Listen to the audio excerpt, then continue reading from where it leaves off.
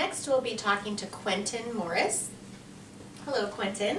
Please tell us a little bit about yourself. So I am a longtime resident of Federal Way. I built my home here just over 30 years ago. I was a career businessman and engineer for the Boeing Company. I've traveled the world. I've been on almost every continent except Antarctica because penguins don't need airplanes. And so I've met with executives all around the world, all fluent in English, by the way. And so when I wasn't traveling, I was tutoring. So I've seen the product of poor education. And I can talk more about that later if it should come up. But that was a formative experience. I actually went to Thomas Jefferson High School. I graduated in the first class that actually attended all 3 years on campus. I noticed that campus doesn't exist today. It's totally been transformed with new facilities, and I think that's a great thing. So because the old campus required a lot of transit in the elements, not exactly conducive to the Northwest. So I went to Seattle University, where I got my engineering degree, and I attended and achieved my MBA through coursework at George Washington University in Washington, D.C. So I don't have children, but if the question should come up, why do I care about children? Because I am a family member. I've been a tutor. I've been part of the Junior Chamber of Commerce advisory team. I am very concerned, and especially witnessing what is coming out of the schools, the demand for remedial education in business. At the Boeing Company, we would see that frequently.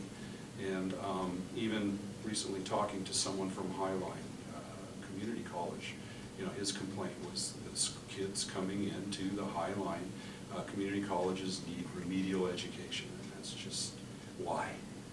We've got that much money invested in the education of children, and what are we investing in? So why do you want to be a school board member? I see myself as a change agent. I see that it's critically important to get back to a quality education as reflected in performance and academics. I am running on the basis of 3 concerns. One is transparency. I don't believe that our school board has been fully transparent. Certainly not the administration or superintendent's administration. Now, I'm hoping that under the new guidance of the new superintendent, that changes. I believe I'm bringing a different and fresh perspective. I would like to say that I am bringing an element of diversity in this role.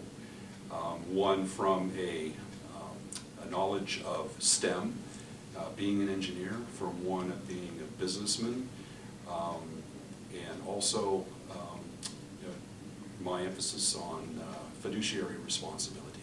Where are we spending our money? And it should be invested in the children, and a lot less on, I think, the administrative and different roles that are not related to the children's education. Thank you. In what other ways have you been of service to public education prior to becoming a candidate in this election? As I said, I was a tutor, and so I spent quite a bit of time. I'll just, anecdotally, I'll share, a couple of experiences. Children would come to me with story problems, and they couldn't even formulate or discern how to set up a problem, for solution, simply because they didn't have the ability to read. And these were talking about, 7th and 8th grade, 9th grade. And then we would work through, the problem, set it all up, And then I would say, okay, now what is 7 times 6? And they would reach for a calculator. I was stunned. And I just, no, why are there no drills? Why aren't, children being educated, in math, proficiency? I mean, the multiplication tables and division, are fundamental. And then we're not even teaching children cursive writing, a signature. It's a part of your identity. And if you just look at the metrics for federal way school systems, OSPI, who tracks this, the last record that I've seen, showed graduation with 43% English skills and 37% math skills. So the evidence is there. And of late, I saw this 5-point strategy that to me just reflects marketing and salesmanship. There are no objective measures. In business, you need to have objective measures. If that's testing, if that's some other means, I'm looking for ideas, to how to address and measure performance. We can't just have these qualitative statements about what it means to graduate a productive citizen. We need to have metrics. What additional steps should the school board take to protect students from violence and bullying? Well, children need a safe and secure environment. That safe and secure environment needs a considered and direct intervention where there is the potential for violence. We cannot tolerate bullying. Bullying needs to be addressed immediately and at every level. There can be no bullying between students. There can be no bullying between the students and the instructors. There can be no bullying from the teachers to the students. Everything should be directly addressed. And that is the role, if you will, of not just the teacher, but the teacher's backup. So principals need to be involved. So I believe that we need a far more equitable sense of intervention, and it shouldn't be all levied on teachers. That's not safe. The other thing that I'm concerned with, and I know of anecdotally, is that at-risk students, those with severe emotional issues, are being put in with special needs. That helps no one. It helps certainly not the special needs students, and that sort of action needs to stop. What is the role of sex education in the public school system, and what is not? Well, I remember as a child in the system, we had health education. We were advised, of the different means of birth control. Obviously, all birth control should be discussed, but I don't think you need demos, and I don't think you need the prurient interests of gender confusion being introduced into the classroom setting. That's a violation of parental rights. And if not, introduced at, or if introduced at an inappropriate age, it introduces questions that don't need to be introduced at that, at such an age. And so I will work with parents, to ensure that whatever is presented is age appropriate, and certainly there are things that aren't even age appropriate for me. So I would definitely demand an intervention on that. Thank you. How do you feel about public school choice, charter schools, and their funding, and school vouchers? Yeah, so I see no conflict as a school board director with being an advocate for vouchers or charter. My purpose is to improve the government-run school system. and that is to serve the needs of the parents and the teachers and the students, of course. And so if our state-run schools aren't serving the needs of our students, you know, one can understand why parents, you know, seek other means. So I'm a man who's worked in, you know,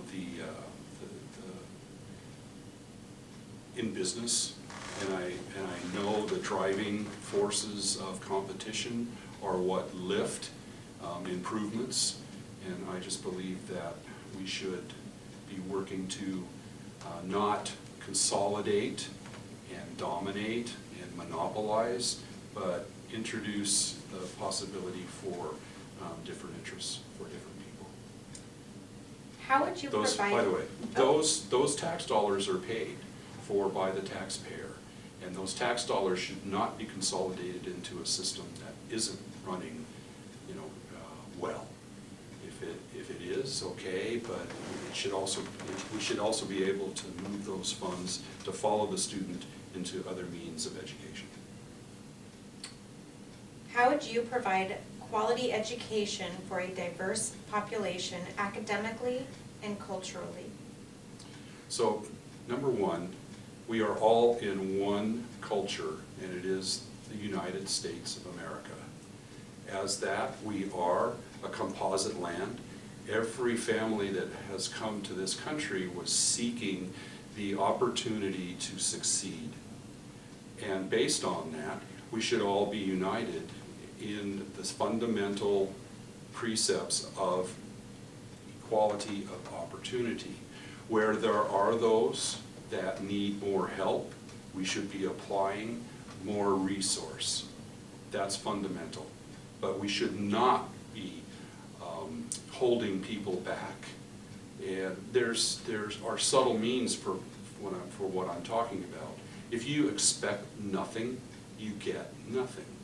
And so advancing students on the base of equity alone, where you're reducing the standards just to meet an objective, like graduation rates, it just teaches the shortcut. It teaches laziness. It teaches sloth. It reinforces it. And that's no good in any setting, personal or professional.